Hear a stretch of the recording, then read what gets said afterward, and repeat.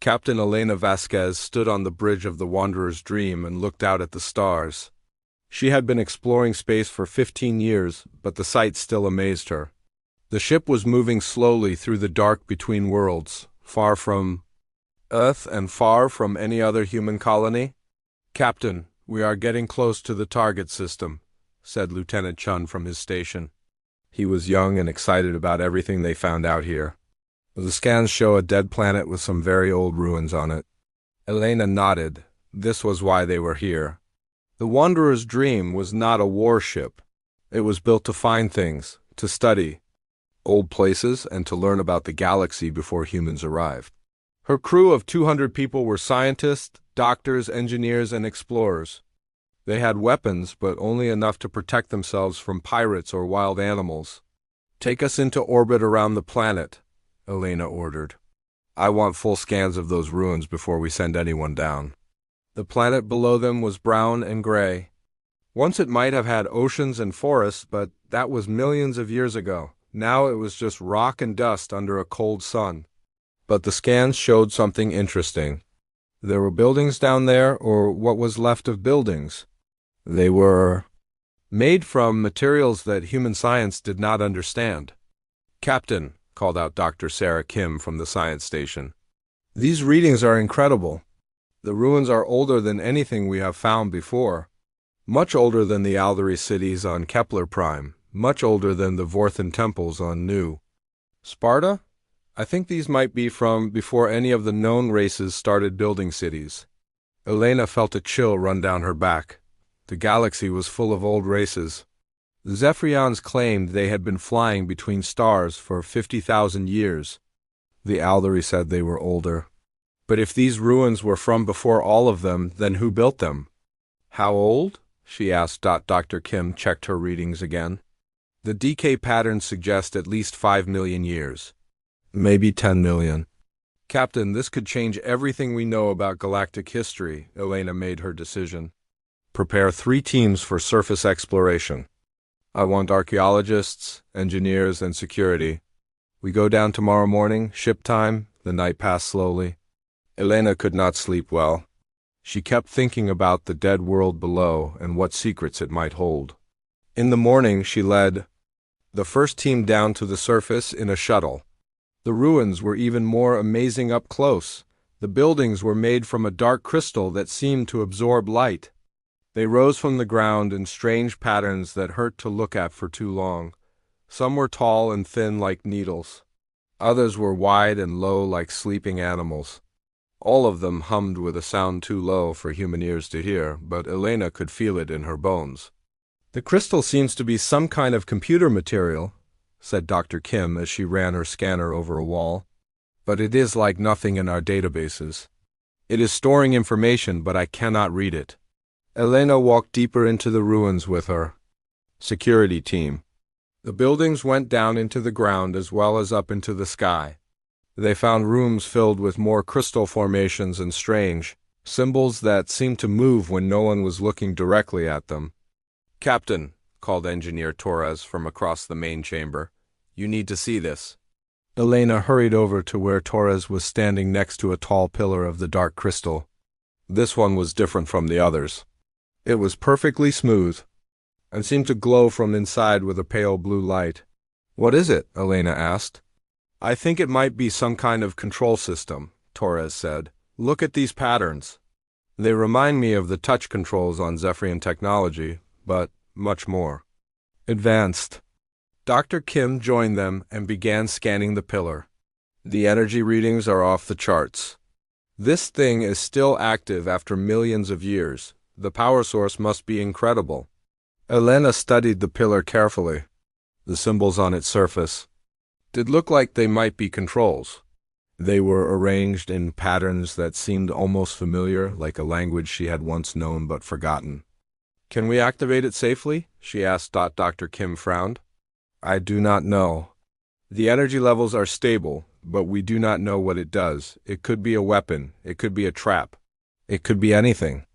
Elena made another decision that would change the galaxy forever. "Set up a safe distance and prepare to record everything. I want to try touching one of the symbols." Her security chief, Major Brooks, stepped forward. "Captain, I should do it. If something goes wrong, ... No, Elena said. Firmly, I am the captain. This is my choice. She walked up to the pillar and studied the symbols. One of them seemed to pulse brighter than the others. It was near the bottom, easy to reach. Elena took a deep breath and pressed her hand against it. Nothing happened for a moment. Then the pillar began to glow brighter. The symbols started moving, flowing like water across the crystal surface. The humming sound got louder until Elena could hear it clearly. Then suddenly, the pillar flashed with brilliant white light. The light shot up through the crystal formations all around them. It traveled through the buildings and into the sky. It kept going up and up until it disappeared among the stars. But Elena knew it had not stopped there. Somehow, she was sure that the light was still traveling, carrying some kind of message to every corner of the galaxy. "What did we just do?" whispered Dr. Kim. Elena did not answer because she did not know. But far away, in the command centers of the Zephyrian Empire, alarms were starting to ring. Fleet Admiral Korith was in his private chambers on the war station Crimson Fist when the alert came in.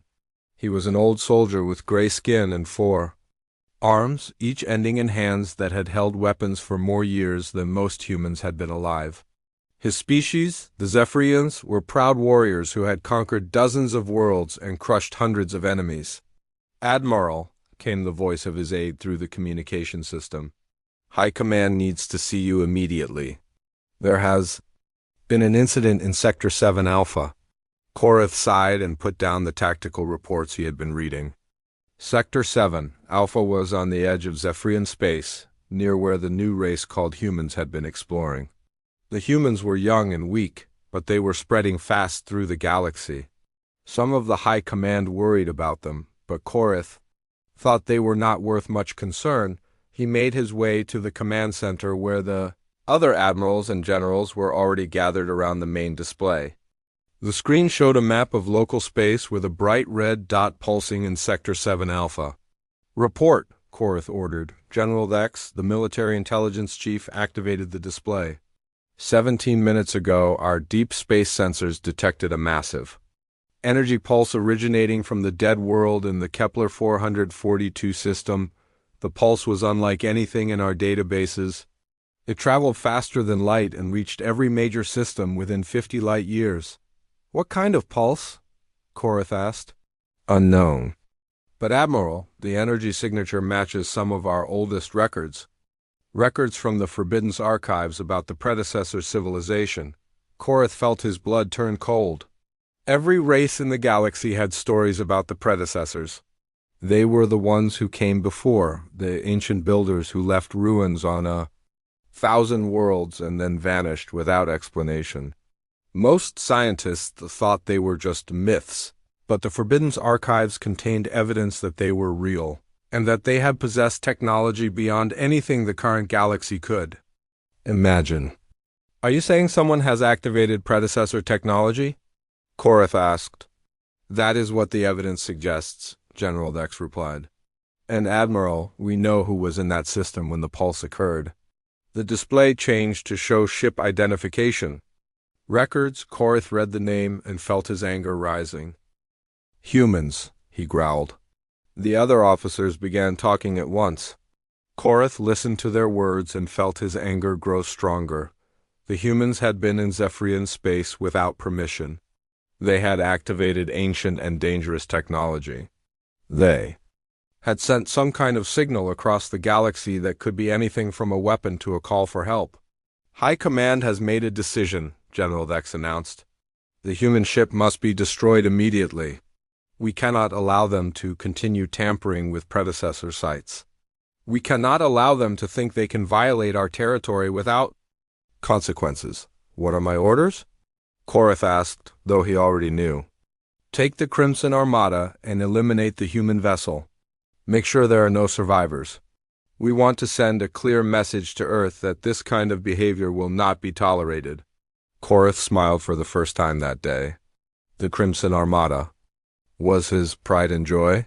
500 warships, each one capable of destroying a city from orbit. The best crews in the Zephyrian Navy. Weapons that could crack planets and shields that could stop stars. When do we leave? He asked. Immediately. The humans are still in the system, probably trying to study more predecessor ruins. We can catch them before they escape. Korath nodded and began giving orders. Within 2 hours, the Crimson Armada was moving toward the edge of Zephyrian space. 500 ships carrying death toward a single human exploration vessel that had no idea what was coming.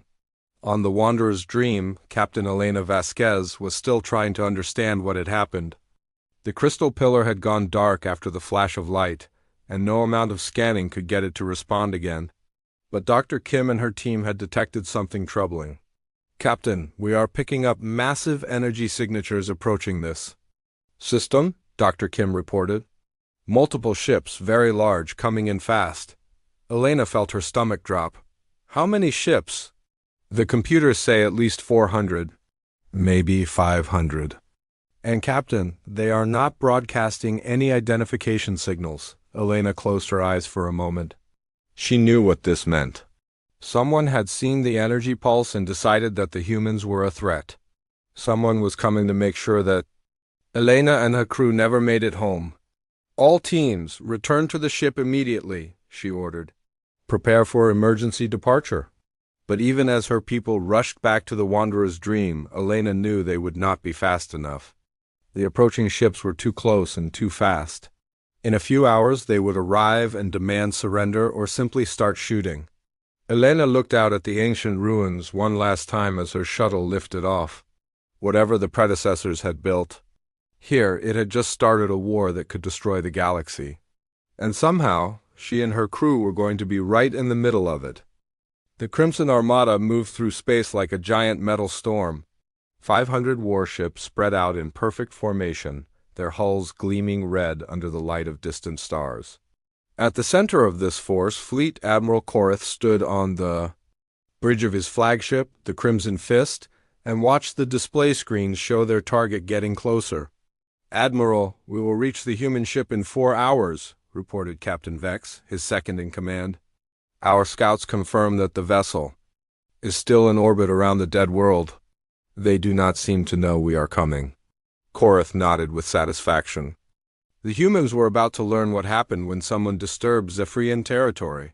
What do we know about their ship? It is called the Wanderer's Dream, Captain Vex replied, reading from his datapad. Length, 800 meters. Crew? Approximately 200? Classification, exploration and research vessel. Defensive capabilities, minimal. They have basic shields and some small weapons, but nothing that could threaten even one of our destroyers. Korath laughed, a sound like grinding metal. 200 humans against 500 Zephyrian warships. This will not even be a battle. It will be an execution. Around the bridge, his officers joined in the laughter. They were all veterans of many wars, soldiers who had fought against the Aldari fleets and crushed the Vorthan rebellion. The humans were new to space, barely out of their own solar system. What could they possibly do against the might of the Zephyrian Empire? Admiral, called out the communications officer. We are receiving intelligence reports about human military capabilities from High Command. Show me, Korath ordered. The main display changed to show detailed information about human weapons and tactics. Korath studied the data with growing amusement. The humans used simple projectile weapons that fired metal bullets. Their ships relied on chemical rockets for power. Their shields were based on magnetic fields that any Zephyrian child could penetrate. Look at this, Korath said, pointing to a section about human battle strategies. They still fight in straight lines like ancient warriors. They use tactics that we abandoned 10,000 years ago. How did such a primitive species even manage to leave their homeworld? Captain Vex scrolled through more reports. Intelligence says they are adaptable and resourceful, but their technology is centuries behind ours. The report recommends caution because humans are unpredictable, but Admiral, I do not see how they could surprise us. Korath dismissed the warning with a wave of his hand. Caution is for fighting equals. This is pest control. We will give them one chance to surrender, and when they refuse, we will vaporize them. On the Wanderer's Dream, Captain Elena Vasquez was having the worst day of her career. The approaching fleet was now close enough for detailed scans, and the numbers made her feel sick. 500 ships, each one bigger and more heavily armed than her entire vessel. "Captain, incoming transmission," reported Lieutenant Chun from the communications station. "It is from the lead ship of the approaching fleet." "Put it on screen," Elena ordered. The main display flickered and showed the bridge of an alien warship. The figure in the center had gray skin, 4 arms, and eyes like black stones. He wore a uniform covered in medals and rank insignia. When he spoke, his voice was cold and full of contempt. "Human vessel Wanderer's Dream. I am Fleet Admiral Korath of the Zephyrian Imperial Navy. You have violated our territory and activated Forbidden's technology. You will surrender immediately and prepare to be boarded. Any resistance will result in your complete destruction." Elena stood up straight and tried to look calm even though her heart was beating like a drum. "Admiral Korath, this is Captain Elena Vasquez. We are a peaceful research vessel. We did not know this system was claimed by your empire. We are willing to leave immediately and discuss this matter through diplomatic channels." Korath's laugh was like the sound of breaking glass. "Diplomatic channels? You activated predecessor technology and sent an unknown signal across the galaxy. Such actions cannot be forgiven with words. You have 30 minutes to surrender, or we will destroy you." The transmission ended, leaving Elena staring at a blank screen. Around her, the bridge crew looked terrified. They all knew what a Zephyrian war fleet could do. The stories from the border conflicts were enough to give anyone nightmares. "Options?" Elena asked her senior staff. "We could try to run," suggested Lieutenant Chun. "Our engines are fast for a research ship." "Not fast enough," replied Commander Torres, the chief engineer. "Those warships will catch us before we reach the edge of the system." "We could send a distress signal to Earth," offered Dr. Kim. "Earth is 3 weeks away at best," Elena said. "We would be dead long before any help arrived."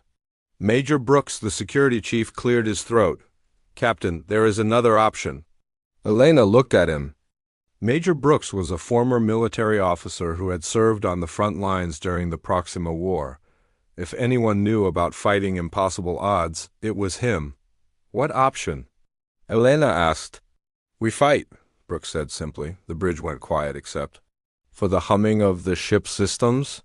Finally, Dr. Kim spoke up. "Fight? Major, we are 1 research ship against 500 warships. That is not fighting, that is suicide." Brooks shook his head. "Not necessarily." "Captain, may I speak privately?" "With you?" Elena followed Brooks to her ready room, a small office next to the bridge. When the door closed, Brooks activated a security field that would prevent anyone from listening in. "Captain, there are things about this ship that most of the crew do not know," Brooks began. "When the Wanderer's Dream was built, some people in the government were worried about exactly this kind of situation. They were afraid that our exploration ships might run into hostile aliens who would attack first and ask questions later." Elena frowned. "What are you saying?" "I am saying that this ship has more than just research equipment on board. The Wanderer's Dream was built with a secret military upgrade program. Hidden weapons, experimental defensive systems, technology that we reverse-engineered from alien artifacts we found on other worlds." Elena stared at him. "You are telling me that my research ship is actually a disguised warship?" "Not exactly," Brooks replied, "but it has capabilities that no alien species knows about." "Captain, the Zephyrians think they are dealing with primitive humans using primitive technology. They have no idea what we are really capable of." Elena sat down heavily in her chair. "What kind of capabilities?" Brooks activated a hidden panel in the wall and showed Elena a display screen that she had never seen before. It showed weapon systems and defensive technologies that looked like they came from science fiction movies. "Gravitational pulse cannons? Reverse-engineered from Aldery technology," Brooks explained. "Quantum entanglement mines based on Vorthan physics. Shield systems that use principles we learned from studying a crashed ship from an unknown species." "Captain, we have weapons that can bend space and time." The Zephyrians have never seen anything like what this ship can do. Elena studied the display in amazement. How long have you known about this? Since before we left Earth, I was assigned to this mission specifically to protect these secrets. But Captain, using these weapons will reveal to the galaxy that humans are much more advanced than we appear. It will change everything. Elena thought about her crew, about the 500 enemy ships waiting outside, about the choice she had to make. Either she surrendered and let her people die, or she fought back and possibly started a war that could destroy the galaxy. How effective are these weapons? She asked. Very effective, Brooks replied. But Captain, there is something else you need to know. The modifications to this ship are not just weapons. They changed how the ship's computers work, how the engines function, how everything operates. Using these systems will turn the Wanderer's dream into something that should not be possible according to known physics. Elena made her decision. Show me how to activate everything. For the next 20 minutes, Brooks explained the hidden systems built into her ship. Elena learned about weapons that could create black holes, shields that existed in multiple dimensions at the same time, and engines that could move the ship through folded space. It was technology that seemed magical, but it was real and it was hers to command. Captain, came Lieutenant Chun's voice over the communication system. Admiral Korath is transmitting again.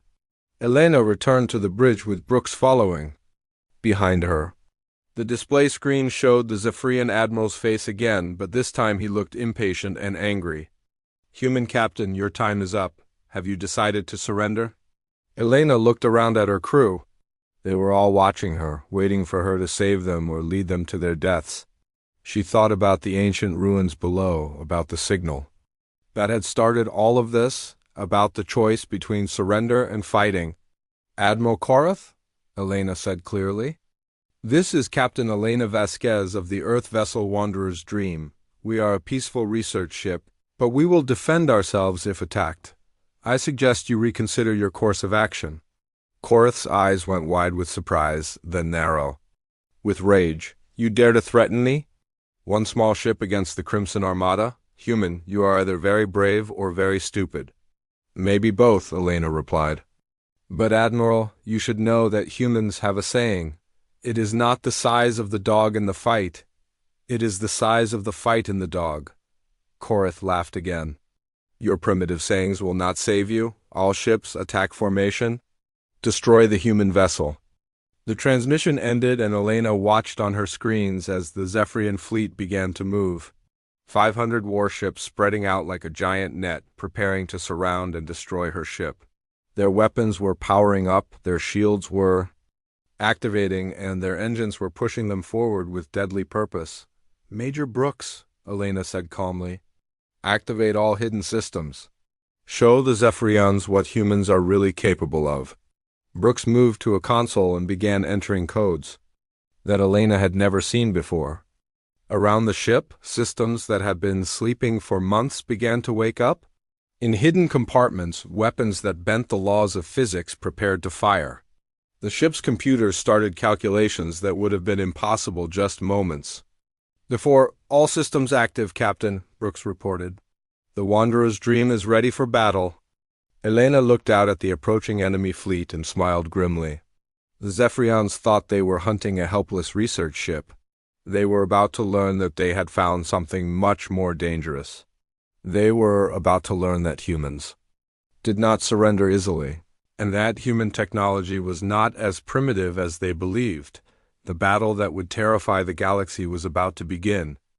The first shots came from the outer ring of Zephyrian destroyers.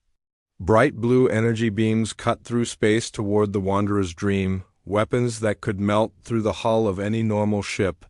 Admiral Korath watched from his flagship as the beams struck their target, expecting to see the human vessel burst into flames and debris. Instead, something impossible happened. The energy beams hit the human ship and simply disappeared. They did not bounce off shields or get absorbed by armor.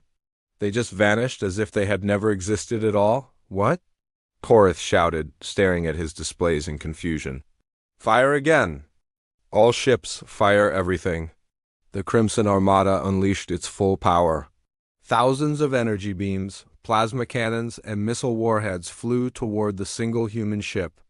The space around the Wanderer's Dream lit up like a star as enough firepower to destroy a city hammered against its hull. On the bridge of the Wanderer's Dream, Captain Elena Vasquez watched the enemy weapons strike her ship's shields with no effect. The hidden defensive systems that Major Brooks had activated were working perfectly. The shields did not just stop the incoming fire, they sent it somewhere else entirely. "Report," Elena ordered. "Dimensional displacement shields operating." "At full capacity," reported Lieutenant Chun, reading from displays he had never seen before. "All incoming energy is being redirected into parallel space." "No damage to the ship," Elena nodded. The technology was so advanced that she barely understood it herself, but it was working. The Zephyrians were throwing everything they had at her ship, and none of it was getting through. "Captain," called Major Brooks from the weapons station, "we should return fire now while they are confused." Elena looked at the massive fleet surrounding her ship. 500 war vessels, each one expecting an easy victory. They had no idea what was coming. "Target the nearest destroyer," Elena ordered. "Fire gravitational pulse cannon." Brooks pressed a series of controls that activated weapons no alien species had ever seen before. Deep inside the Wanderer's Dream, machines that manipulated the fabric of space itself began to work. A section of the ship's hull opened and something that looked like a telescope pointed toward the closest Zephyrian destroyer. From the outside, nothing seemed to happen. There was no bright beam, no explosion, no visible sign that anything had been fired. But on the Zephyrian destroyer, alarms began screaming as the ship's sensors detected something impossible. "Captain!" shouted the destroyer's science officer. "Gravitational field approaching." "It's impossible. The readings show a gravity well stronger than a neutron star." The destroyer's captain had no time to respond. The gravitational pulse hit his ship and compressed it into a sphere no bigger than a basketball. 500 Zephyrian crew members and a warship that had taken years to build were crushed into a tiny ball of super-dense matter in less than a second. On the flagship, Admiral Korath watched one of his destroyers simply disappear from his screens. One moment it was there. The next moment there was nothing but empty space and a small object that his sensors could not identify. "What happened to the Crimson Blade?" Korath demanded. "Unknown, Admiral," replied his tactical officer, his voice shaking. "The ship just collapsed. Our sensors show a massive gravitational anomaly where it used to be." Korath stared at the display screen, trying to understand what he was seeing. Ships did not just collapse.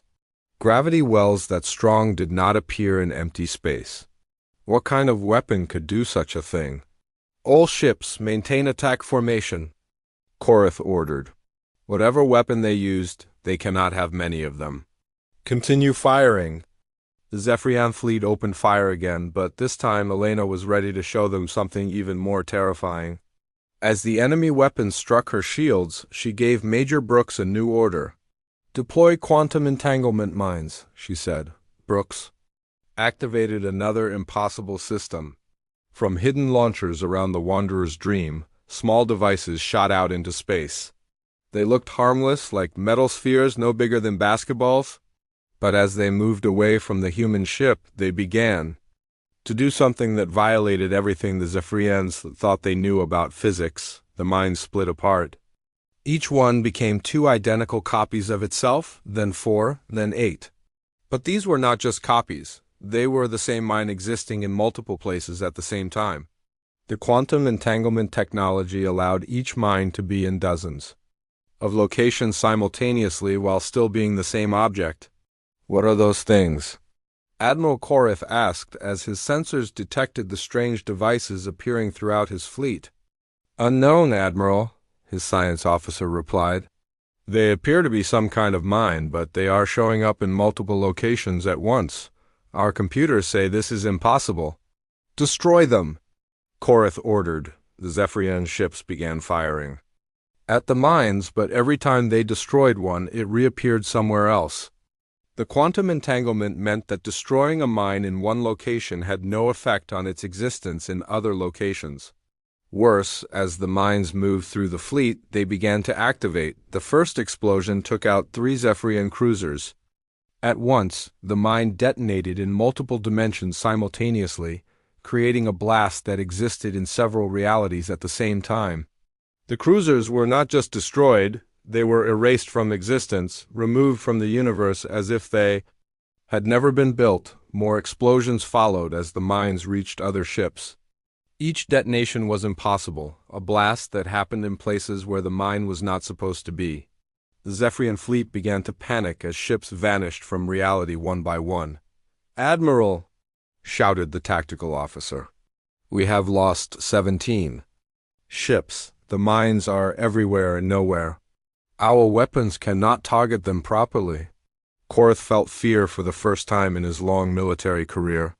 This was not a battle. This was something beyond his understanding, beyond his experience, beyond anything he had been trained to fight. "Fall back," he ordered. "All ships retreat to minimum safe distance." But Elena was not finished demonstrating human capabilities. As the Zephyrian fleet tried to pull back, she activated the most terrifying weapon in her arsenal. "Major Brooks, activate temporal distortion cannon," she said calmly. Brooks hesitated for a moment. "Captain, are you sure?" "That weapon is experimental. We do not fully understand what it might do." "Activate it," Elena repeated. The temporal distortion cannon was humanity's most dangerous creation, a weapon that attacked the flow of time itself. As it powered up, space around the Wanderer's dream began to shimmer and bend. The ship seemed to flicker in and out of existence as it moved between different moments in time. Elena selected her target, Admiral Korath's flagship, the Crimson Fist. It was the largest ship in the enemy fleet, a massive war vessel that had never known defeat. It would be the perfect demonstration of what happened when someone threatened humanity. The temporal distortion cannon fired. Again, there was no visible beam, no obvious sign of attack. But on the Crimson Fist, something horrible began to happen. Time started moving backward. "Admiral," called the tactical officer, but his voice was strange, slowing down and speeding up randomly. "Something is wrong with the ship's chronometers. Time is moving in reverse." Korath watched in horror as his crew began moving backward through their actions. Computer displays showed events happening in reverse order. The ship's systems started, undoing everything they had done in the past hour. But the reversal was not complete or clean. Parts of the ship moved backward while other parts moved forward, creating a nightmare of twisted metal and impossible geometry. The crew aged backward and forward at random. Some became younger while others grew older in seconds. The ship's hull began to crack as different sections existed in different time streams.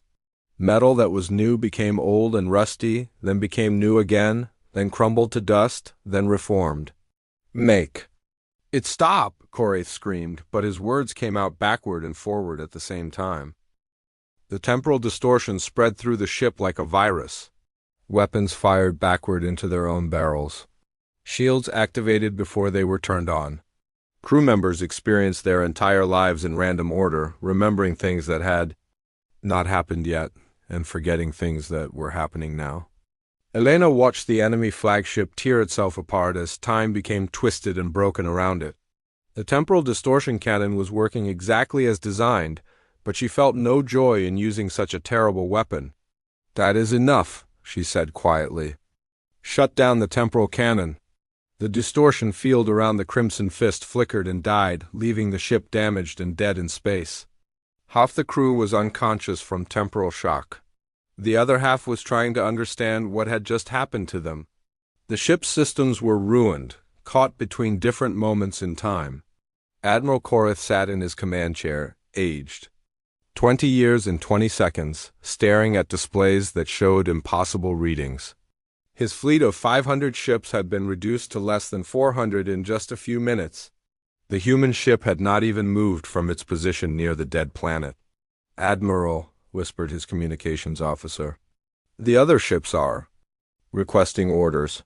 Korath looked at the single human vessel on his screen. It floated peacefully in space, surrounded by the wreckage of Zephyrian warships and the twisted remains of reality itself. Whatever these humans were, they were not the primitive species that his intelligence reports had described. "Signal the fleet," Korath said slowly. "All ships, prepare for full retreat."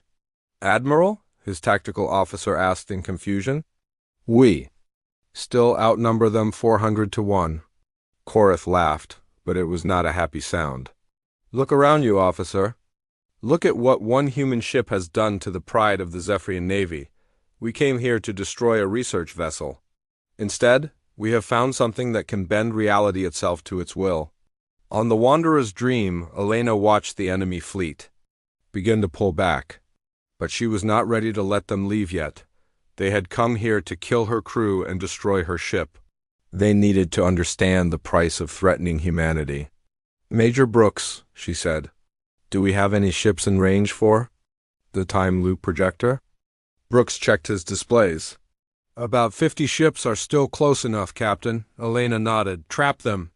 The time loop projector was the cruelest weapon humanity had ever created. It did not destroy ships or kill crews.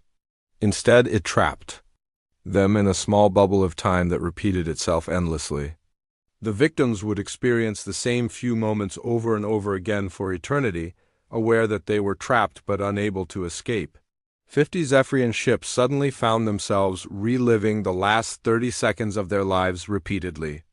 They watched their sensors detect the human weapons, felt their fear as reality bent around them, tried to flee, and then started the sequence again. They would experience their terror and defeat forever, trapped in a loop of time that had no end. Admiral Korath watched 50 more of his ships stop responding to communications. They were still there, still functional, but they did not answer calls or follow orders. They just floated in space, their crews trapped in temporal prisons. All remaining ships, emergency jump to hyperspace, Korath ordered. "Get us away from this nightmare." But Elena had one final surprise for the retreating Zephyrian fleet. As they prepared to jump to faster-than-light travel, she activated the last of her hidden weapons, the reality anchor. The reality anchor was designed to prevent enemies from escaping by making faster-than-light travel impossible in a large area around the Wanderer's Dream, but it did more than just block hyperspace jumps. It stabilized the laws of physics themselves, making the space around the human ship into a zone where only human technology worked properly.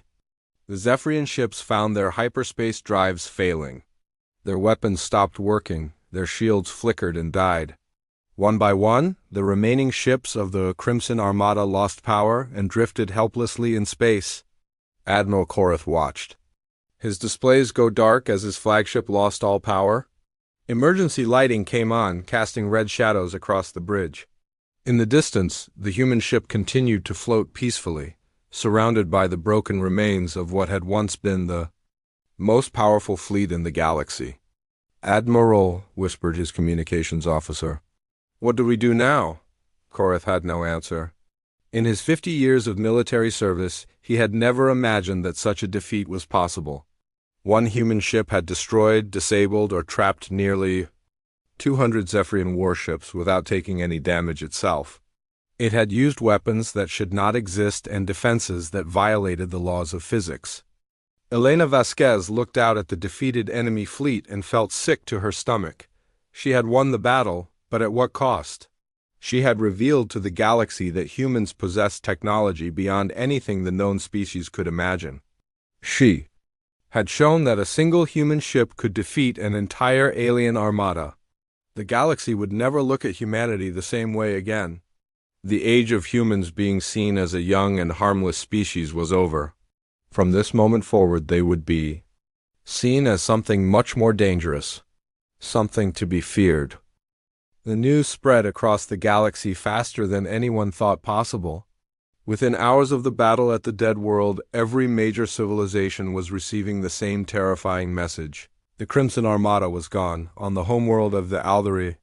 Hegemony, Supreme Chancellor Vext H stood in the Great Council chamber reading reports that made no sense.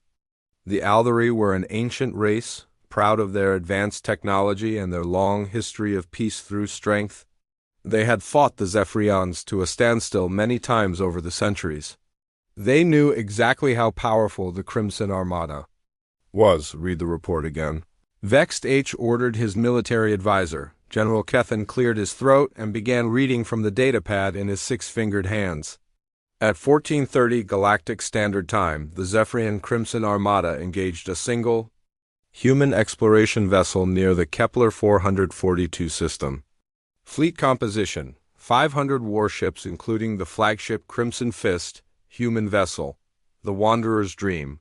Classification, research, and exploration, crew of approximately 200. Vexed H raised one of his four hands. Stop, you said. 500 Zephyrian ships against one human ship? Yes, Supreme Chancellor. Continue. Battle duration, approximately 37 minutes. Results, human vessel undamaged.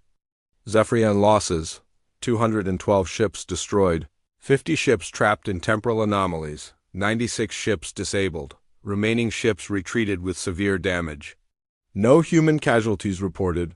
The council chamber fell silent. The 12 members of the Althari High Council looked at each other with expressions of fear and disbelief. These were beings who had lived for centuries, who had seen the rise and fall of entire civilizations. But none of them had ever heard of anything like this. How is this possible? Asked Councilor Dextry. Human technology is primitive. We have studied their ships. They use simple fusion reactors and chemical propulsion. Their weapons are projectile-based, kinetic systems. They should not be able to defeat even one Zephyrian destroyer, let alone an entire armada. General Kethen activated a holographic display that showed the battle area. The surviving Zephyrian ships transmitted sensor data before they retreated. The human vessel used weapons that our scientists say should be impossible. Gravitational manipulation on a massive scale, temporal distortion fields, quantum entanglement devices that exist in multiple dimensions simultaneously. Supreme Chancellor Vexith studied the display with growing alarm. What are you telling me? That the humans have been lying about their capabilities? We do not know, General Kethen replied. But Supreme Chancellor, if one human research ship can do this, what could a human battle fleet accomplish? What could their entire navy do if they decided to wage war against the galaxy? The implications were staggering. Every member of the council was thinking the same thing. If humans could destroy the Crimson Armada with a single ship, then no civilization in the galaxy was safe from them. Issue immediate orders, Vexed H commanded.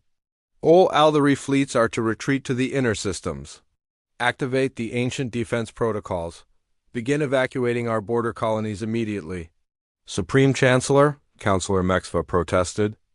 We are talking about abandoning 30 star systems. Billions of our people live in those colonies. Better alive and homeless than dead and heroic, Vexith replied grimly. If the humans decide we are their next target, I want our people as far away from their ships as possible. Similar scenes were playing out across the galaxy. On the crystal cities of the Vorthan Republic, the Senate was in emergency session. The Vorthans were known for their logical thinking and careful analysis, but the reports from the battle zone challenged everything they thought they knew about military power. Senator Quinda read the intelligence reports for the third time. Hoping the words would change, they did not. Colleagues, we must face the reality of our situation. The humans have revealed capabilities that exceed our own by orders of magnitude. If they can manipulate gravity and time itself, then all of our defensive strategies are useless. What do you propose? Asked Senator Velen. Immediate surrender, Quinda replied. We should send diplomatic messages to Earth offering our complete submission before they decide to attack us. The Senate chamber erupted in angry voices. The Vorthans had never surrendered to anyone in their 1,000-year history, but they had also never faced an enemy that could destroy time itself on the mining worlds of the Kreth Confederation. The news caused panic among the heavy industrial species that had built their civilization around asteroid mining and metal production. The Kreth were not warriors, but they were practical beings who understood the value of raw power. Prime Engineer Zakhtar called an emergency meeting of the Industrial Council. The humans need raw materials to build their impossible weapons. If we stop all trade with them, maybe we can slow down their military production. And if we stop trade, what prevents them from simply taking what they need? Asked Engineer Velka. If they can destroy the Zephyrian Navy, they can certainly take our mining stations. The Council voted unanimously to double their tribute payments to every major power in the galaxy, hoping that someone would protect them from the human threat. In the neutral zones between the great powers, smaller civilizations were making desperate decisions. The Jelani Collective, a peaceful species of telepathic traders, sent urgent messages to all their business partners announcing the immediate cessation of all commercial activities. They loaded their entire population onto generation ships and began fleeing toward the galactic rim, as far from human space as they could get. The Silicon Brotherhood, artificial intelligences that had achieved consciousness thousands of years ago, held emergency computational sessions that lasted nanoseconds but felt like years in their accelerated time frame. They calculated millions of possible scenarios and reached the same conclusion in every simulation. Humanity was now the dominant force in the galaxy, and their survival depended on staying as far away from human attention as possible. But the most dramatic reaction came from the Galactic Trade Federation, the loose alliance of merchant species that controlled most of the commercial shipping lanes between worlds. Within 6 hours of receiving the battle reports, they shut down all trade routes that passed within 50 light-years of human space. The economic impact was immediate and catastrophic. Entire star systems that depended on interstellar trade found themselves cut off from essential supplies. Colonies that imported food faced starvation. Worlds that exported raw materials watched their economies collapse overnight. On the trade hub world of Nexus Prime, Merchant Prince Halvin stood in his office overlooking the main spaceport and watched it empty out. Ships that had been scheduled to depart for human colonies were being recalled. Cargo that was destined for Earth was being returned to its senders. "Sir," his assistant said nervously, "the Earth Trade Authority is demanding an explanation for the shipping delays. They say their colonies need these supplies?" Halvin laughed bitterly. "Tell them their supplies have been delayed due to unforeseen circumstances. Do not mention that those circumstances involve us being terrified of their military capabilities." "But sir, if we stop trading with the humans, we will lose billions of credits in revenue." "Better to lose credits than to lose our lives," Halvin replied. "If the humans decide that we are a threat, no amount of profit will matter." The panic was not limited to the major powers. On 1,000 worlds, local governments were making the same decision: get as far away from humanity as possible. Ancient defense systems that had not been activated in centuries were being powered up. Weapons that had been stored in museums were being rushed back into service. Military leaders who had spent their careers planning for wars against known enemies were trying to figure out how to fight beings who could manipulate the fundamental forces of the universe. On the Zephyrian homeworld, the Imperial High Command was in chaos. Admiral Korath's report had arrived along with the surviving ships of the Crimson Armada, and the evidence was undeniable. The humans had weapons that could destroy reality itself. Emperor Thekval read the battle report in his private chambers, surrounded by his most trusted advisors. The Emperor was old even by Zephyrian standards, having ruled for over 200 years. He had seen his empire grow from a single world to a sprawling dominion that controlled hundreds of star systems. But now, for the first time in his long life, he was afraid. "How many ships do we have left?" the Emperor asked. "Approximately 3,000 warships across all fleets," replied Defense Minister Colin. "But Your Majesty, after what happened to the Crimson Armada, our military leaders are questioning whether numbers matter. If the humans can destroy 500 ships with one vessel, what good are 3,000? What do our scientists say about the human weapons?" "They say the weapons should be impossible, Your Majesty. The gravitational manipulation alone would require energy outputs equal to a star. The temporal distortion technology violates basic principles of physics. Our best physicists cannot explain how such weapons could exist." Emperor Thekval stood and walked to the window of his palace. Outside, he could see the capital city of his empire, home to billions of his people. All of them were depending on him to keep them safe from the human threat. Defense Minister Colin spoke carefully. "We could activate the Doomsday Protocol." The room went silent. The Doomsday Protocol was the Empire's most closely guarded secret, a weapon system that had been built in the early days of Zephyrian expansion. It was designed to destroy entire star systems if the Empire was ever threatened with complete destruction.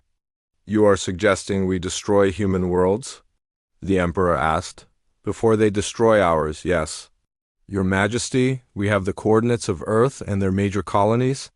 If we strike first with everything we have, we might be able to eliminate the human threat before they can retaliate." Emperor Thekvel considered the option. It would mean the deaths of billions of humans, but it might save trillions of Zephyrians. The mathematics were simple, even if the moral implications were not. How long would it take to prepare the Doomsday Fleet? 2 weeks, Your Majesty. Do it. But while the Zephyrians planned their desperate attack, other forces were moving across the galaxy. The news of humanity's victory had reached civilizations that had been forgotten by the major powers, ancient species that had withdrawn from galactic politics long ago. In the depths of space, something vast and old began to stir. The Watchers, being so ancient that they remembered the first stars being born, had been sleeping for millions of years. But the energy pulse from the predecessor ruins had awakened them, and now they were watching the galaxy's reaction to humanity with great interest. The Watchers had seen this pattern before. A young species discovers ancient technology, uses it to defend themselves, and accidentally triggers a galaxy-wide panic that leads to wars that destroy entire civilizations. They had watched it happen to the predecessors themselves, and to dozens of other species over the eons. But this time might be different. The humans had shown restraint in their victory, using their impossible weapons defensively rather than aggressively. Perhaps they could break the cycle that had destroyed so many others. The Watchers began to move through the galaxy, heading toward Earth. They had a message to deliver to humanity, a warning about what was coming and a choice that would determine the fate of every living being in the galaxy. Meanwhile, on Earth, the government was just beginning to understand what had happened. The first reports from the Wanderer's Dream had arrived, along with Captain Vasquez's detailed account of the battle. In conference rooms around the world, military leaders and politicians were trying to comprehend the implications. "You are telling me that one of our research ships defeated 500 alien warships?" asked President Chun, reading the report for the 4th time. "Yes, Madam President," replied Admiral Harrison, the head of Earth's Space Navy. "And according to the technical specifications that Major Brooks has transmitted, every exploration vessel in our fleet has similar capabilities. We just never knew about them." President Chun set down the report and looked around the room at her advisors. "How is it possible that we built weapons this advanced without knowing about it?" "The technology was developed by classified research programs over the past 50 years, explained Dr. Sarah Kim, the head of the Advanced Sciences Division. "Each project was kept separate from the others for security reasons. No one person knew how all the pieces fit together until they were integrated into the exploration ships. And now the galaxy thinks we are some kind of super-powerful military threat?" "Yes, Madam President. Our intelligence networks are reporting massive panic across all known civilizations. Trade has stopped, military fleets are mobilizing, and several species are evacuating their border territories." President Chen closed her eyes and tried to think. Humanity had gone from being a minor player in galactic politics to being seen as the greatest threat the galaxy had ever faced. All because of one defensive battle. "What do we do now?" she asked. Before anyone could answer, the emergency communication system activated. The voice of the communications officer filled the room with urgency. "Madam President, we are receiving multiple signals from across the galaxy, diplomatic messages, surrender offers, and ... Wait, ... We are also detecting massive fleet movements heading toward our territory. It looks like someone is planning to attack us." President Chun stood up and looked out the window at the blue sky of Earth. Somewhere among those stars, the galaxy was preparing for war. And humanity, despite its incredible technology, was still just one species against everyone else. The age of human innocence was over. The age of human survival had begun. 2 weeks after the battle at the Dead World, the galaxy was at war with itself. Not with humanity, but because of humanity. The fear of what humans might do had caused every major civilization to make desperate choices that were tearing the galaxy apart. Captain Elena Vasquez stood on the bridge of the Wanderer's Dream and watched the chaos unfolding on her communication screens. Messages were coming in from across known space, and none of them were good news. Trade routes had collapsed. Ancient alliances were breaking apart. Species that had been at peace for centuries were suddenly pointing weapons at each other. "Captain," reported Lieutenant Chun, "we are receiving another diplomatic message from Earth. They want us to return home immediately." Elena nodded but did not move from her position. For 2 weeks, she and her crew had remained at the Dead World, continuing their archaeological work while the galaxy burned around them. They had made an incredible discovery in the ancient ruins, something that might explain everything that had happened.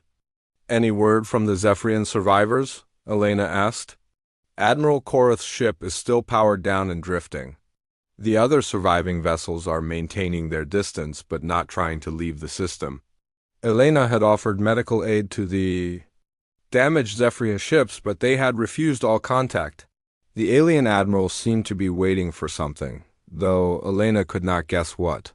"Captain," called Dr. Sarah Kim from the archaeology station, "I have finished translating the predecessor message. You need to see this."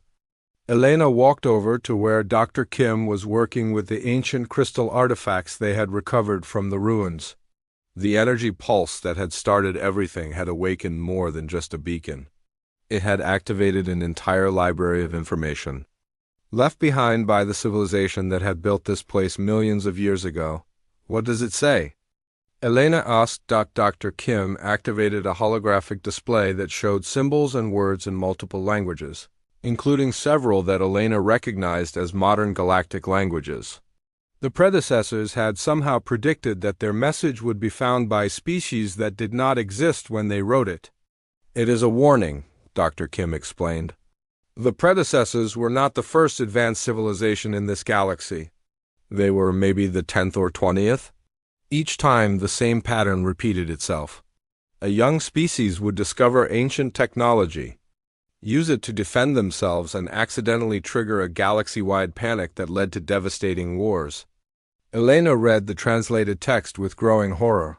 What happened to the previous civilizations? They destroyed each other every time. The predecessors watched it happen to the species that came before them, and then it happened to them too. The galaxy would fragment into fear-based alliances. Ancient weapons would be awakened, and eventually everyone would fight everyone else until civilization collapsed. Elena stared at the message, understanding finally dawning on her. "This is happening again, isn't it? The galaxy is destroying itself because it is afraid of us." "Yes," Dr. Kim replied quietly. "And according to this message, there is only one way to break the cycle." Before Dr. Kim could explain further, alarms began ringing throughout the ship. Lieutenant Chin called out from his station with panic in his voice. "Captain, massive hyperspace signatures detected. Multiple fleets are entering the system." Elena ran back to the command station and looked at the tactical display. What she saw made her blood run cold. Ships were appearing all around the dead world, hundreds of them, coming from every direction. But they were not all from one species. "Identify the fleets," Elena ordered. "Zephyrian Doomsday Fleet approaching from galactic north," Chun reported. "Aldari battle groups from the east. Vorthan war squadrons from the south, and Captain Da. There are ships from species we have never seen before. Ancient designs, technology signatures that do not match anything in our databases." Elena realized what was happening. The galaxy had not come to destroy humanity. It had come to destroy itself. Every major power had decided that the human threat was so great that they needed to use their most desperate weapons, their most forbidden technologies, their most ancient and terrible war machines. "Captain," Major Brooks called from the weapons station, "the Zephyrian Doomsday Fleet is powering up planet-killer weapons. They are not targeting us, they are targeting each other." Elena watched in horror as the greatest military forces in the galaxy began to position themselves for a battle that would destroy everything. The Zephyrians had brought weapons that could crack planets. The Aldari had activated war machines that had been sleeping since their species was young. The Vorthans had awakened artificial intelligences that had been banned for good reason. "Captain," Dr. Kim called urgently, "the predecessor message has more to say. There is a way to stop this, but it requires activating the beacon again." "What will that do?" "The beacon is not just a communication device. It is a key. The predecessors built hidden systems throughout the galaxy, designed to prevent exactly this kind of war. But the systems can only be activated by a species that chooses peace over power." Elena looked out at the massive fleets preparing to destroy each other and made the hardest decision of her life. "Do it. Activate the beacon." Dr. Kim began working with the crystal controls they had discovered in the ruins. "Captain, once I activate this, every species in the galaxy will know where the signal came from. They will know that humans have access to predecessor technology that could control the entire galaxy. Will that make them more afraid of us?" "Probably. But it might also make them stop fighting long enough to listen," Elena nodded. "Better to be feared and alive than ignored and dead. Activate the beacon." Dr. Kim pressed her hand against the crystal pillar, just as Elena had done 2 weeks ago. But this time, she knew what she was doing. The crystal began to glow, and energy pulsed out from the dead world toward every corner of the galaxy, but this pulse was different from the first one. Instead of just carrying a signal, it carried a command. Across thousands of star systems, ancient predecessor installations began to wake up. Devices that had been hidden on dead worlds, sleeping in asteroid fields, and orbiting forgotten stars suddenly activated. The effect was immediate and miraculous. On the Zephyrian Doomsday ships, the planet-killer weapons simply stopped working. The Aldari war machines powered down despite their crews' desperate attempts to restart them. The Vorthan battle computers crashed and refused to reboot. All across the galaxy, the most dangerous weapons that each species possessed became useless. Not broken, not destroyed, just inactive. The predecessor systems had disabled every weapon of mass destruction within 1,000 light years. "What did you do?" Admiral Korath's voice came through the communication system for the first time in 2 weeks. Elena opened the channel to all the fleets in the system. "Admiral Korath, commanders of all fleets, this is Captain Elena Vasquez of the human vessel Wanderer's Dream. Please stand down your weapons and prepare to receive an important message." "Our weapons are not responding," came a voice from one of the Aldari ships. "Human, what technology are you using?" "It is not our technology," Elena replied. "It belongs to the predecessors, the species that built the ruins on this world. They left behind a message that I think you all need to hear." Elena activated the translation systems and broadcast the predecessor warning to every ship in the system. She told them about the cycle of fear and destruction that had repeated itself many times throughout galactic history. She explained how each advanced civilization had eventually destroyed itself because it could not control its fear of others. The predecessors built their safety systems to prevent this from happening again, Elena continued. But they could only be activated by a species that chose to use ancient power to protect others rather than to conquer them. There was silence on all communication channels for several minutes. Finally, Admiral Korath spoke. "You are saying that your species has been chosen by the predecessors to be the guardians of the galaxy?" "No," Elena replied firmly. "We are saying that any species can be chosen, but only if they make the right choice. The predecessor's message includes instructions for transferring control of their systems to a galactic council made up of representatives from all civilizations. And if we refuse?"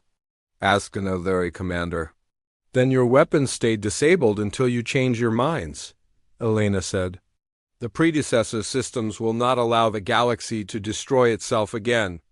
Over the next several hours, Elena transmitted the complete predecessor message to every ship and every government in known space. The message was clear: the galaxy could choose cooperation and peace, or it could choose to remain disarmed and helpless. The choice was not difficult to make. Within a week, representatives from every major civilization had arrived at the dead world to begin negotiations for the Galactic Peace Accord. The ancient planet, which Elena had named Haven, became the site of the most important diplomatic meeting in galactic history. The negotiations were not easy. The Zephyrians demanded guarantees that humans would not use predecessor technology to conquer other species. The Aldari wanted assurances that their ancient enemies would not be given advantages. The Vorthans insisted on logical frameworks for resolving disputes. But slowly, carefully, an agreement was reached. The predecessor technology would be controlled by a council with representatives from every known species. No single civilization would have access to weapons that could destroy others. Trade would resume under new agreements that benefited everyone equally. Most importantly, the galaxy would work together to explore the thousands of predecessor sites that the activated beacon had revealed. The ancient warnings made it clear that there were other threats coming, dangers from outside the galaxy that would require all species working together to survive. Captain Elena Vasquez stood in the command center that had been built on Haven and looked out at the construction work happening all around the ancient ruins. Ships from dozens of species were working side by side, building a permanent base for the new Galactic Council. Any regrets? Asked Major Brooks, who had been promoted to Chief of Galactic Security. Elena thought about the question seriously. About defending my ship and crew? No. About accidentally starting a galactic war? Yes. About helping to end that war and bring everyone together? Definitely not. Dr. Kim approached them with a datapad in her hands. Captain, we have finished translating the last section of the predecessor message. You should see this. Elena read the final part of the ancient warning and smiled grimly. The predecessors had known this day would come. They had known that eventually a species would be wise enough and strong enough to break the cycle of fear and destruction. What does it say? Brooks asked. It says that this galaxy has finally grown up, Elena replied. And just in time, because there are much bigger challenges coming. The predecessors left instructions for defending against threats from other galaxies, but only a united civilization will be strong enough to use them. Elena looked up at the stars and thought about the future. Humanity had gone from being unknown explorers to being the catalyst for galactic unity in just a few weeks. It was not the destiny they had planned for, but it was the destiny they had earned. The galaxy had paid the price for its fear, but it had also learned the value of working together. The age of isolated civilizations was over. The age of galactic cooperation had begun. And in the vast darkness between galaxies, ancient enemies that had been waiting for millions of years sensed the activation of predecessor technology and began their long journey toward a galaxy that was finally ready to defend itself. The real test of galactic unity was still to come. Admiral Vexhai stood in the command center of the Coalition's last remaining station. Through the large windows, he could see the burning remains of 3 transport ships floating in space. The ships had been carrying families, children, and old people trying to escape to safety. Now they were just twisted metal and fire. The hegemony had found them again. Sir, we have lost contact with Evacuation Convoy 7, reported Lieutenant Kelra, her voice shaking. The enemy destroyed all 12 ships, no survivors. Vexhai closed his 4 eyes and tried to control his anger. The hegemony had been hunting his people for 2 years now. They called it bringing order to the galaxy, but everyone knew what it really meant. It meant slavery or death for anyone who would not bow down to their empire. The Zephyrian Coalition had tried to fight back at first. Their 3 star systems had good technology and brave soldiers, but the hegemony was too big, too strong. They had conquered dozens of worlds before reaching Zephyrian space. Each conquered world gave them more ships, more soldiers, more resources to use against the next target. How many evacuation ships do we have left? Vexai asked. 43 ships, sir. But they can only carry about 2 million people. We still have over 50 million civilians on the 3 home worlds. Vexai's heart sank. Even if all the remaining ships escaped, most of his people would die. The hegemony did not take prisoners from species that fought back. They would kill everyone and take the empty planets for themselves. Sir, long-range sensors show hegemony forces moving toward the Cathara system, another officer reported. They will reach our main evacuation point in 18 hours. 18 hours. After that, the last hope for his people would be gone. Vexai walked to the main display screen. It showed a map of the local galaxy. Red markers showed hegemony forces. They were everywhere, like a disease spreading across the stars. Blue markers showed the few remaining coalition ships. And there were so few blue markers left. Sir, we are receiving a message from the hegemony fleet, the communications officer said. Put it on screen. The face that appeared was ugly and cruel.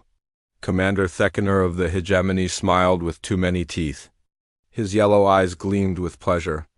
Admiral Vexai, your resistance ends today.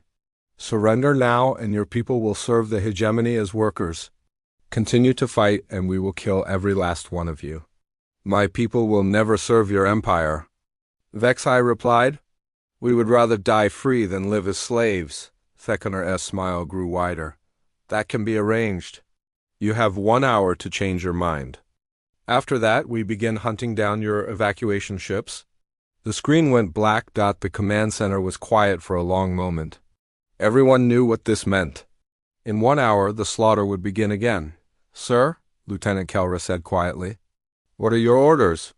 Vexai stared at the galaxy map. There had to be something, some way to save at least some of his people. His eyes moved across the display, looking at the empty systems beyond hegemony space. Most were too far away or too dangerous to reach. Then he saw it. A small yellow star. At the edge of the map. The computer labeled it as Sol System, Primitive Species, No FTL Capability. Kelra, bring up the file on this Sol System. The information appeared on screen.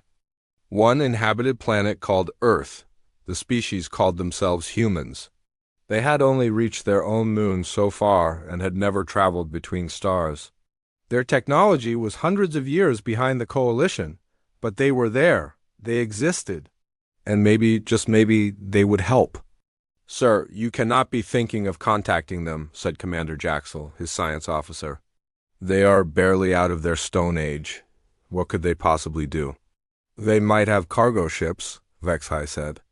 Old mining vessels, anything that could carry people. Even a few hundred more refugees saved would be worth it. But, sir, the quantum transmitter array is our most powerful piece of equipment. If we use it to send a message that far, the hegemony will detect the signal. They will find this station and destroy it. Vexai nodded. Using the transmitter would mean certain death for everyone on the station. But if there was even a small chance of saving some of his people, he had to try. How long to prepare the transmitter for maximum range broadcast? 30 minutes, sir. Do it. Send a message to this Sol System. Tell them who we are and what is happening. Ask for any help they can give. Sir, what should we tell them about payment? They might want resources or technology in exchange. Vexai looked around the command center. Every person there knew they were about to die, but they were still working, still trying to save others. Tell them we have nothing left to offer except our gratitude. If they want to help, it must be, because it is the right thing to do. The next 30 minutes passed quickly. The transmitter was charged to full power. The message was written and translated into the basic mathematical language that most species could understand. Transmitter ready, sir, reported the communications officer. Send the message. The quantum transmitter activated with a low hum that grew louder and louder. All the lights on the station dimmed as power flowed into the device. Through the windows, Vexai could see the transmitter array glowing brighter than a small sun. Message sent, sir. Signal strength was at maximum. If there is anyone listening in the Sol system, they will hear it. And so will the hegemony? Jaxel added grimly. As if his words had summoned them, alarms began sounding throughout the station. Sir, hegemony ships are coming out of FTL, 12 heavy cruisers and a battleship. They will be in weapons range in 10 minutes. Vexai nodded. He had expected this. All stations, prepare for evacuation. Get to the escape pods. Sir, what about you? Kelra asked. I will stay and make sure the station's computers are destroyed. The hegemony cannot be allowed to learn about the message we sent. One by one. His officers saluted and headed for the escape pods. Soon, only Vexai remained in the command center. Through the windows, he could see the hegemony ships approaching like hunting animals closing in on their prey. He walked to the main computer and began the destruction sequence. All files about the Sol system and the message would be erased. The humans would be safe from hegemony attention. At least for now, the first enemy missiles struck the station's outer hull. The floor shook and lights flickered. More impacts followed. Each one stronger than the last. Vexai looked one last time at the galaxy map. Somewhere out there, in a small system around a yellow star, lived a species that might help his people. Or they might ignore the message completely.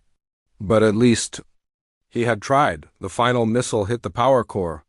The station exploded in a flash of white light, taking Admiral Vexai with it, but his message was already traveling through space at the speed of light, racing toward a small blue planet where a species called humanity was about to receive the most important communication in their history. Dr. Sarah Chin was working late again in the Deep Space Monitoring Facility in Chile. As Earth's leading expert in xenolinguistics, she spent most of her time looking for patterns in radio signals from space that might indicate intelligent life. So far she had found nothing but natural phenomena and random noise. Tonight felt different somehow. Her computers had detected an unusually strong signal coming from the direction of the constellation Draco. The signal was too organized to be natural, but unlike anything in their databases. Computer, run pattern analysis on signal designation XB4471. The computer worked for several minutes before responding. Pattern suggests mathematical progression. Possible artificial origin. Sarah's heart began beating faster. Could this finally be it? First contact with an alien species? Computer, alert Admiral Hayes at Space Command. Tell him we may have something important. Within minutes, her phone was ringing. Dr. Chun, this is Admiral Jackson Hayes. What do you have for me? Admiral, I think we have received our first message from an extraterrestrial intelligence. The signal is definitely artificial and appears to contain complex information. Can you decode it? I am working on it now. The mathematical structure suggests they are using basic universal constants to establish communication. Give me a few hours and I should be able to translate at least part of it. Good work, Doctor. Keep me informed. Sarah hung up and turned back to her computers. The signal was incredibly complex, but patterns were emerging. Mathematical sequences that defined basic physics concepts, chemical symbols for common elements. And then, slowly, something that looked like language. As the hours passed, the message began to make sense. What Sarah read made her hands shake with fear and excitement. It was a desperate call for help from a dying civilization. A species called the Zephyrian Coalition was being destroyed by something called the hegemony. They were asking for any assistance that could be provided, ships to carry refugees, supplies for survivors. Anything that might help save some of their people. The message included star charts, population numbers, and the locations of their last remaining settlements. It painted a picture of systematic genocide on a scale that humanity had never imagined. Sarah picked up her phone with trembling fingers. Admiral Hayes, you need to see this message immediately. And sir, you are going to want to call an emergency meeting of the Global Defense Council. That's serious? Sir, we have just learned that we are not alone in the universe. And we have also learned that there are things out there that make our worst nightmares look like children's stories. Across the galaxy, the last Zephyrian evacuation ships fled through space, carrying the survivors of a once great civilization. Behind them, hegemony ships hunted them like wolves pursuing wounded deer. None of them knew that their admiral's final, desperate gamble was about to wake something that would change the galaxy forever. They had sent their cry for help to what they thought was a primitive, harmless species. They were wrong about the primitive part. But they were very, very wrong about the harmless part.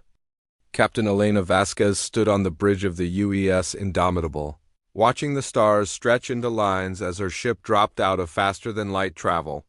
Around her, the bridge crew worked with quiet efficiency, their faces focused and serious.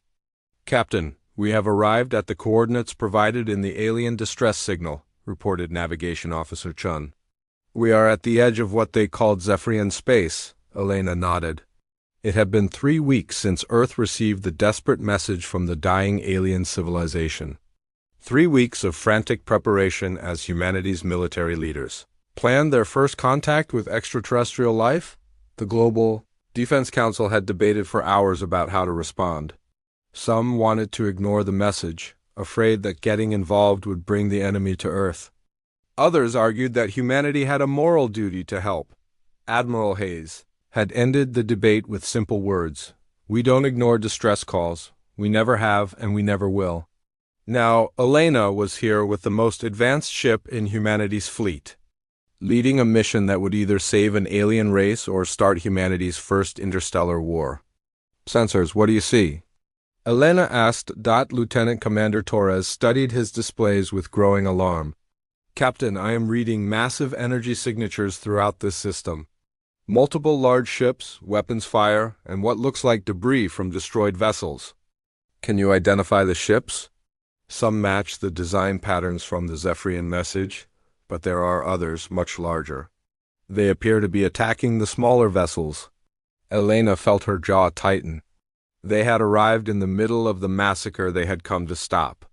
"Put it on the main screen." The bridge's large display screen lit up with a view of the battle.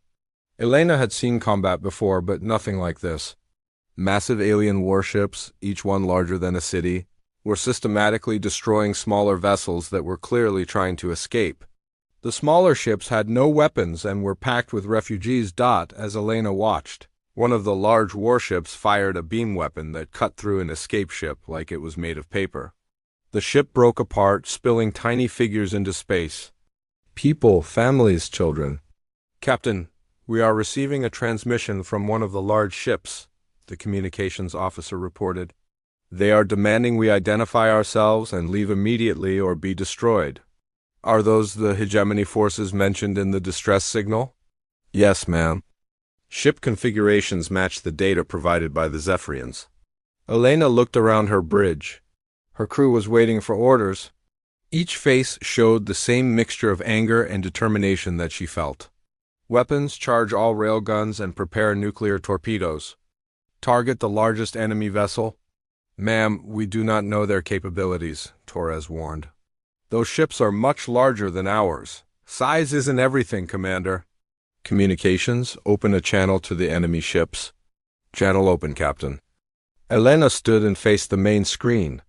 "This is Captain Elena Vasquez of the United Earthship Indomitable. You are attacking unarmed civilian vessels. Cease your assault immediately and withdraw." The response came quickly. A hideous alien face appeared on screen. The creature had gray skin, yellow eyes, and far too many sharp teeth. It looked at Elena with obvious contempt. "I am Commander Thekener of the Hegemony, Second Fleet. You will identify your species and explain why you dare interfere with hegemony operations." "I just did. You are murdering innocent people. Stop now." Thekener laughed, a sound like breaking glass. "Innocent? These vermin dared to resist the hegemony. They chose their fate when they refused to surrender. As for you, primitive creature, you will withdraw immediately or share their destruction." Elena smiled, but it was not a friendly expression. "You know what, Commander? I don't think so. Weapons, fire all guns." The Indomitable's railguns spoke with thunder. Magnetic coils accelerated tungsten rounds to 20% of light speed. The projectiles struck the hegemony ship's shields in rapid succession, each impact releasing energy equivalent to a nuclear explosion. Theckener's expression changed from contempt to shock, as his ship's shields flared and collapsed under the assault. Impossible. Our shields can stop any weapon. Not ours, Elena replied. Weapons launch torpedoes. 6 nuclear torpedoes streaked across space toward the Hegemony flagship. The alien ship tried to shoot them down, but human weapons were designed by a species that had perfected the art of killing other humans. The torpedoes zigzagged and split apart, overwhelming the ship's defenses. The nuclear explosions tore through the flagship's hull like it was made of cardboard. The massive vessel, symbol of hegemony power, broke apart and died in fire and radiation. On his bridge, Elena could hear alarms blaring and crew members shouting in panic.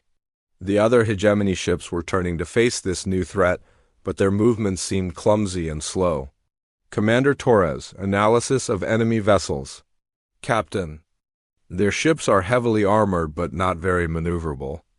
Their weapons appear to be energy-based with limited range. Their shield technology is sophisticated but seems designed to stop energy weapons, not kinetic projectiles. Elena nodded. The aliens had built their ships to fight other aliens who use similar technology. They had never faced weapons designed by a species that had spent centuries perfecting the art of warfare. All ships, this is indomitable. Execute attack pattern Delta. Target their weapons and engines first. The rest of the human fleet dropped out of FTL space around the battle. 24 ships, each one carrying enough firepower to level a city. They moved with precise coordination, like a school of sharks surrounding their prey. The hegemony forces tried to respond, but they were not prepared for human tactics. While they focused on one ship, others attacked from different angles. Their energy weapons had trouble tracking the smaller, faster human vessels. Within minutes, 3 more hegemony ships were destroyed. The rest began to retreat, firing wildly as they ran. "Should we pursue them, Captain?" Torres asked. "No, let them go. We came here to save refugees, not to start a war." Elena paused. Yet, with the immediate threat gone, Elena turned her attention to the surviving alien ships. Most were damaged and drifting. Some were sending distress signals of their own. "Communications, can you establish contact with the refugee ships?" "Working on it, Captain. Their technology is different, but I think I can adapt our translators." After several minutes, a new voice came through the speakers. It was higher pitched than the hegemony commander's voice and sounded exhausted. "Unknown vessels, this is Transport Captain Rixan of the Zephyrian Coalition. We received your transmission and are grateful for your assistance." "Are you the species that answered our distress call?" "This is Captain Vasquez of the human species." "Yes, we received your message and came to help." There was a long pause before Rixan replied. When he did, his voice was filled with wonder and confusion. "Human species? You said you were primitive, with no faster-than-light travel. Yet you destroyed 3 hegemony cruisers as if they were toys. How is this possible?" Elena looked around her bridge. Her crew had handled the battle with the same calm professionalism they brought to every mission. To them, this had been just another day at the office. "Captain Rixan, we may be new to space travel, but we are very old at warfare. Can your ships make it to safety?" "Some can, but many are badly damaged. We have over 40,000 refugees aboard the ships in this convoy, and our life support systems are failing." "Understood. We will escort you to the nearest safe harbor. Medical teams, prepare to receive alien casualties." As the human fleet formed a protective formation around the refugee ships, Elena walked to the tactical display. The battle had lasted less than an hour, but it would change everything on the refugee ships. Zephyrian survivors pressed against their windows to look at the strange vessels that had saved them. The human ships were smaller than hegemony vessels, but they moved with deadly grace. More importantly, they had destroyed the unstoppable hegemony fleet. Transport Captain Rixan stared at his sensor readings in disbelief. The human ships were giving off energy signatures unlike anything in the galactic databases. Their weapons used principles that Zephyrian science barely understood. "Communications Officer Veltar, compile everything we know about these humans. Send it to the Coalition command ship immediately." Sir, what should I tell them about human capabilities? Rixan looked at the tactical display showing the burning remains of 3 hegemony cruisers. Tell them that our distress call was answered by a species we know nothing about. Tell them these humans destroyed a hegemony fleet without losing a single ship. And tell them that they did it not for a reward or a conquest, but because we asked for help. He paused, still trying to process what he had witnessed. And Veltar, tell them the galaxy just changed forever.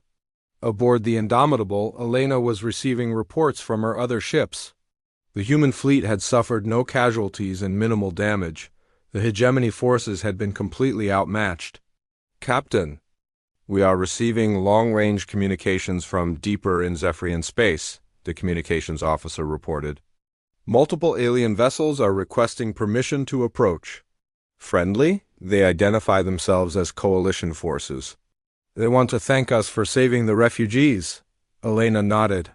Grant permission, but keep weapons ready. We still don't know who else might be out here. As the first Zephyrian warships approached, Elena couldn't help but notice how different they looked from the hegemony vessels. Where the hegemony ships were angular and aggressive, these were curved and elegant. They moved like dancers rather than predators. Captain, the lead coalition ship is requesting permission to come alongside. Their commander wants to meet with. You personally? In person? Yes, ma'am. They are asking if you would be willing to come aboard their ship for a formal first contact ceremony. Elena considered this. Every protocol said she should be cautious about boarding an alien vessel. But these people had asked for help, and humanity had answered. Trust had to start somewhere. Tell them I accept. Commander Torres, you have the bridge. If anything happens to me, complete the mission. Get those refugees to safety. Aye, Captain. Good luck. An hour later, Elena found herself in the docking bay of a Zephyrian cruiser, wearing her full-dress uniform and breathing alien air for the first time in human history. The gravity was lighter than Earth's, and the air smelled faintly of something like cinnamon. A group of alien figures approached her. They were tall and slender, with 4 arms and large eyes that seemed to show every emotion. Their leader stepped forward and spoke in accented but clear English. Captain Vasquez, I am Admiral Kethran of the Zephyrian Coalition Defense Force on behalf of my people. I thank you for answering our call for help. Elena extended her hand in the traditional human greeting. After a moment's hesitation, the Admiral took it with one of his 4 hands. Admiral, we came as soon as we could. Are there other refugee convoys that need assistance? Many. The hegemony has been hunting us for 2 years. We have lost billions of people. The Admiral's large eyes showed pain that needed no translation. But Captain, I must ask, your species said you had no faster-than-light travel, yet you arrived here in a matter of weeks. And your weapons ... double quotes. Elena nodded. We developed FTL drive after receiving your message. As for our weapons, they come from centuries of fighting wars against ourselves. We're very good at it. The Admiral stared at her in amazement. You developed interstellar travel in 3 weeks? When humanity decides to do something, Admiral, we don't waste time. And you came all this way to help people you had never met? With no promise of reward? Elena smiled. Admiral, has anyone ever told you humans have a saying? No one left behind. That includes people we just met. Admiral Kethran was quiet for a long moment. Around them, his crew members were whispering among themselves in their own language. Captain Vasquez, you should know that the hegemony has conquered over 40 star systems. They have fleets of thousands of ships. What you destroyed today was just a small raiding force. How big is their main fleet? Our intelligence suggests they have over 3,000 capital ships and 10,000 smaller vessels. They rule through fear and superior technology. Number 1 has ever successfully resisted them for long. Elena considered this information. 3,000 capital ships was a lot, but not impossible to handle. Admiral, how many more refugee convoys are out there? 17 that we know of. Maybe more. But Captain, you cannot fight the entire hegemony with just your small fleet. Elena smiled again, and this time there was something in her expression that made the Admiral step back. Admiral, this isn't our small fleet. This is our scouting force. The real fleet is still being assembled. How many ships do humans have? Well, that depends on how you count them. Combat vessels, about 8,000. But if we include everything that can carry weapons, double quotes, Elena paused to do the math. Probably. Closer to 50,000. The bridge of the Zephyrian ship went completely silent. 50,000? The Admiral whispered. Admiral, humanity has been preparing for interstellar war for decades. We just never had anyone to fight. Now we do, Elena's expression grew. Serious, you asked for help, you're going to get it. All of it. As Elena returned to her ship, Admiral Kethrin stood at his command center, trying to process what he had learned. His species had sent a distress call to what they thought was a primitive civilization. Instead, they had awakened a military force that made the hegemony look small. Sir, should we warn the hegemony about human capabilities? One of his officers asked. Admiral Kethrin looked at the tactical display showing the remains of the 3 hegemony cruisers. No, he said quietly. Let them find out for themselves. Commander Maria Torres stepped through the airlock of the captured hegemony supply depot, her assault rifle ready. Behind her, 12 human Marines followed in perfect formation. Their armor was black and covered with sensors and cameras that recorded everything they saw. The hegemony facility was massive, built inside a hollow asteroid. Corridors stretched for kilometers in all directions, filled with supplies meant to feed the war machine that had been destroying peaceful civilizations for decades. Thermal imaging shows approximately 200 life forms in this section, reported Sergeant Johnson through the CUM system. They appear to be hiding, Torres nodded. This was the 15th hegemony facility they had captured in the past month. Each time, the pattern was the same. The aliens would fight briefly, then surrender as soon as they realized what they were facing. Remember the rules, Torres told her team. Prisoners are to be treated according to the Geneva Convention even if they are aliens. No unnecessary violence, no revenge killings. We are professionals. The team moved through the corridors with practiced efficiency. Human military tactics had been refined through centuries of warfare. They knew how to clear buildings, how to anticipate enemy movements, and how to minimize casualties on both sides. The first group of hegemony soldiers they encountered was hiding behind an improvised barricade. There were 8 of them, armed, with energy weapons and wearing heavy armor. They looked confident until they saw the humans approaching. Unknown species, identify yourselves. One of them shouted. You are trespassing on hegemony territory. Torres raised her hand to signal her team to stop. She stepped forward, keeping her weapon lowered but ready. I am Commander Torres of the Human Marine Corps. This facility is now under human control. Surrender your weapons and you will not be harmed. The lead hegemony soldier laughed. Primitive creatures think they can threaten us? We have conquered 40 star systems. We are the masters of this galaxy, Torres sighed.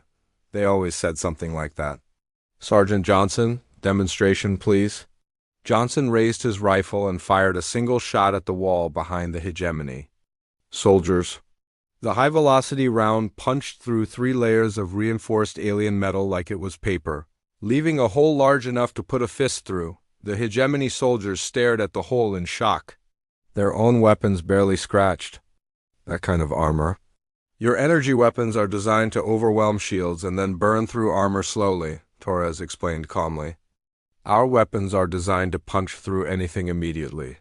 Your choice, surrender or find out what our bullets do to flesh. The hegemony soldiers looked at each other, then slowly placed their weapons on the ground. Wise choice. Corporal Martinez, secure the prisoners. Full medical check and clean quarters. These soldiers are now under human protection. As the prisoners were led away, one of them turned back to Torres. Why do you treat us well? We would have killed you without mercy. Torres considered the question. Because we're not you, we're better. While Torres secured the supply depot, Admiral Hayes was meeting with Zephyrian leaders aboard the Coalition flagship. The alien ship's conference room was beautiful, with flowing curves and soft lighting.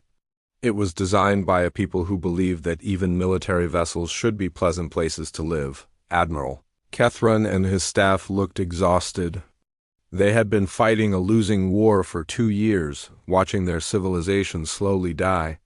The arrival of human forces had given them hope, but also confusion. Admiral Hayes, we are grateful for your assistance, Kethran said. But we must discuss the conduct of your forces. We have received reports that concern us. Hayes raised an eyebrow. What kind of reports? Your soldiers treat hegemony prisoners very well. You give them medical care, good food, and comfortable quarters. This is unusual. How is it unusual? Another Zephyrian officer, Commander Velka, leaned forward. Admiral, the hegemony has killed billions of our people. They have destroyed entire worlds. Yet your forces treat captured hegemony soldiers better than the hegemony treats its own wounded. Hayes nodded slowly. And this bothers you? It confuses us, Kethran admitted. We have also heard reports of human soldiers risking their lives to save hegemony civilians during the attacks on their colonies. Why would you do this? Because that's what civilized people do, Hayes replied simply. We fight the military, not the civilians. We treat prisoners with dignity because that's what separates us from the enemy. Commander Velka pulled up a holographic display.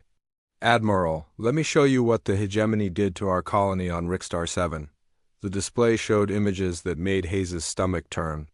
Burned cities, mass graves, evidence of systematic torture, and execution of prisoners. They did this to our people, Velka said, her voice shaking with anger. Yet you want us to treat their soldiers with kindness? Hayes was quiet for a moment, studying the horrific images. When he spoke, his voice was calm but hard. Commander, I've seen worse than this. Humans have done worse than this to other humans. We learned something important from those dark times. Becoming monsters to fight monsters just creates more monsters. But surely revenge is justified after such crimes? Revenge, yes. But not against soldiers who surrender. Not against civilians who had no choice. We will find the ones responsible for these crimes and bring them to justice. But we will do it the right way. Kethran looked puzzled. The right way? War crimes tribunals, fair trials, justice, not revenge. Hayes leaned forward. Admiral, do you know why your distress call reached us instead of being ignored like most requests for help in this galaxy? No, Admiral. Why? Because humans have a rule. We help people who ask for help. We don't ignore distress calls. We don't abandon allies. And we don't become the thing we're fighting against, no matter how much easier it would be. The Zephyrian officers exchanged glances. Finally, Kethran spoke again. Admiral Hayes, there is something else we must discuss. Our intelligence report suggests that news of human intervention is spreading throughout the galaxy. Other species that have been conquered by the hegemony are beginning to rebel. Is that a problem? It could be. If the rebellions fail, the hegemony will make examples of the rebels. Billions more could die. Hayes stood and walked to the large window overlooking space. In the distance, he could see human ships escorting another convoy of Zephyrian refugees to safety. Then we better make sure the rebellions don't fail. On the planet Korthnin, in what had once been the hegemony's most secure prison facility, something unprecedented was happening. The prisoners had taken control of the complex and were holding their former guards hostage. The rebellion had started when news arrived that an unknown species had destroyed multiple hegemony fleets. The prisoners, representatives of a dozen different conquered species, had decided that if someone was finally fighting back, they would too. Now they waited to see what would happen. Would the hegemony send forces to crush them? Would this mysterious new species come to help? They got their answer when human ships appeared in orbit. Attention prison facility Korthon, came a voice from space. This is Colonel Williams of the Human Liberation Force. We are here to assist your rebellion. The rebel leader, a being called Mortax from a species called the Velkari, could hardly believe what he was hearing. Human forces, this is Mortax. We have taken control of the facility, but we cannot hold it long. The hegemony will send reinforcements. Understood, Mortax. We have medical ships standing by to evacuate wounded prisoners. How many guards are you holding? 47 hegemony personnel. They are unharmed but confined. There was a pause before the human responded. Mortax, what are your intentions? Regarding the guards? Mortax looked around at his fellow rebels. Many had suffered torture and abuse at the hands of these same guards. The desire for revenge burned in every face. They are war criminals, Colonel. They have tortured and murdered thousands of prisoners over the years. Understood.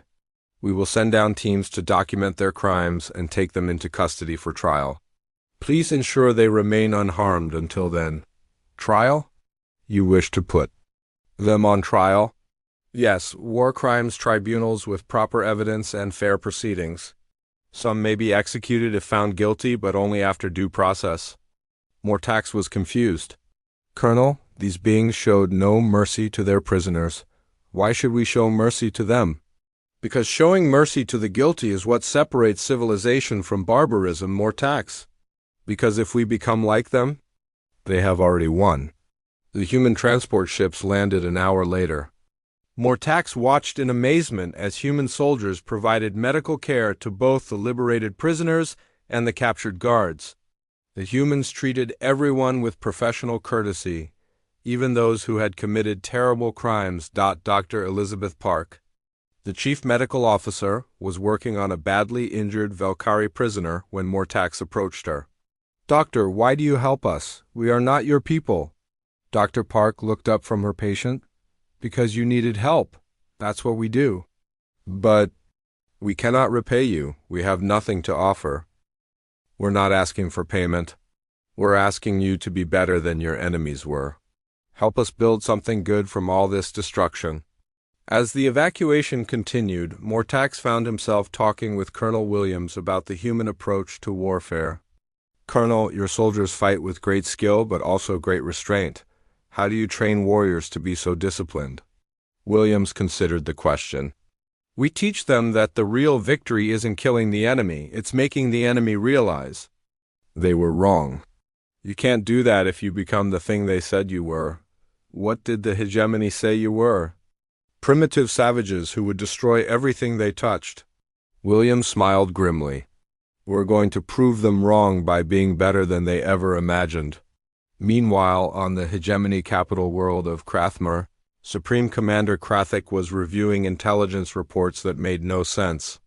These humans, he said to his intelligence chief, explain to me how a primitive species developed faster than light travel and military technology superior to ours in a matter of weeks. Intelligence Chief Varak looked uncomfortable. Supreme Commander, our analysis suggests they already have the technology. The message we intercepted suggests they have been preparing for interstellar warfare for decades. Preparing to fight whom? Each other, apparently. Their planet appears to have multiple competing nations that have been in almost constant warfare for centuries. Krathik leaned back in his throne. The hegemony had conquered other worlds through overwhelming technological superiority, against species that barely understood warfare. But this was different. How many human ships do our scouts report? Current count is over 5,000 confirmed vessels, with more arriving every day. Their fleet appears to be roughly equivalent to our own in terms of numbers. But not. In capability, Vorak hesitated. Supreme Commander, in every engagement so far, human forces have achieved victory with minimal casualties. Their weapons and tactics are unusual. Unusual how? They appear to have designed their entire military doctrine around fighting an enemy with equivalent technology. Their weapons are optimized for maximum damage rather than efficiency. Their tactics prioritize rapid, overwhelming force rather than gradual conquest. Krathik was beginning to understand.